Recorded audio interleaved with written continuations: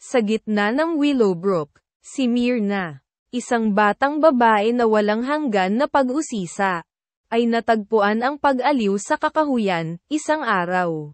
Natitisod siya sa isang nakatagong pag-clear at nakilala si Elias. Tagapag-alaga ng kagubatan, nag-spawn siya ng mga talento ng sinaunang mahika at kamanghamanghang.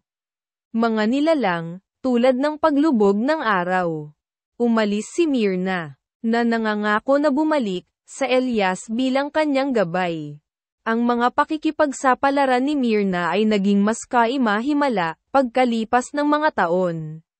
Pinahahalagahan pa rin niya ang mga alaala na iyon. Alam na sa kakahuyan, posible ang anumang bagay.